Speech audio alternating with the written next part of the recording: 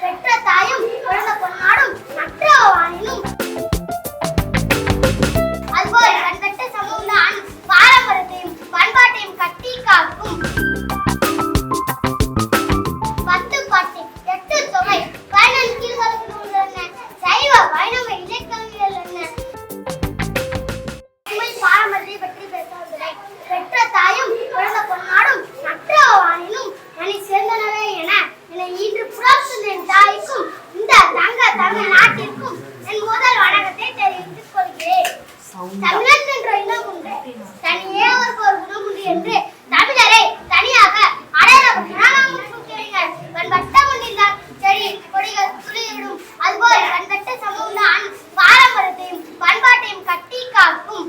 வேறு விருதுமாய் தூக்கி நிறுத்தும். ஞாயிறு போற்றுதும் திங்கள் போற்றுதும் மாமலை போற்றுதும் என இயற்கையை கடவுள் வாக்கில் வைத்து பாடிய நம் தமிழ் சமூகத்தின் இளங்கோவடிகளை இந்நேரத்தில் பெருமையோடு நினைவு கூறுகிறேன். பரம்பரையாக பல தலைமுறைகளாக நம் முன்னோர்களால் பரப்பல நன்மைகளை ஒன்றிணைத்துக் கொண்டு வரப்பட்டதான் நம் பாரம்பரியம். நம் முன்னோர்களால் உருவாக்கப்பட்ட வளமான பாரம்பரியத்தின் அடிச்சூடுகளை மீண்டும் நினைவு கூறுவதில் பெருமை உருவாகிறேன். நம் தமிழ்நாடு பாரம்பரியத்தின் உண்மை நம் காலம் முதல் தற்போதைய காலம் வரை தமிழர்களான நமது பாரம்பரியம் பல கணக்கான ஆண்டுகளாக வேறொன்று 8 திக்கும் வளர்ந்து மனம் பரப்பிக் கொண்டுள்ளது. 10 பாட்டு 8 தொகை 11 கீழ்களுக்கு உள்ளன. சைவ வைணவ இலக்கியங்கள் என்ன?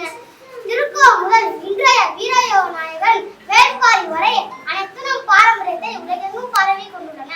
கலைகளில் பரதம், கும்மி, தெருக்கூத்து என்றும், விழாக்களில் தை திருநாள், தமிழர் புத்தாண்டு, கார்த்திகை திருநாள் என்றும், உணவுகளில் சோறு, இட்லி, கொழுக்கட்டை, பணியாரம் என்றும், ஆடைகளில் வேட்டி, சட்டை, சேலை என்றும், கட்டிடங்களில் தஞ்சை பெரிய கோவில், மதுரை மீனாட்சி அம்மன் கோவில், மாமல்லபுரம் கடற்கரை கோவில் என்றும், விருந்தோம்பலில் செல்விருந்து ஓம்பி வருவிருந்து பார்த்துக்கள் என்றும், அன்பில் வாயிலா வீடுகளில் தன் குடும்பத்தில் ஒருவராய் அன்பு காட்டி வளர்த்தல் என்றும், போரிலும் மரத்தை மேற்கொண்ட மன்னர்கள் என்றும், விழுமியங்களில் காதல், வீரம், நட்பு கொடை என்றும், இசைக்கருவிகளில் தாள கருவிகள், நரம்பு கருவிகள், காட்டு கருவிகள் என்றும், உலகமயமாக்கல்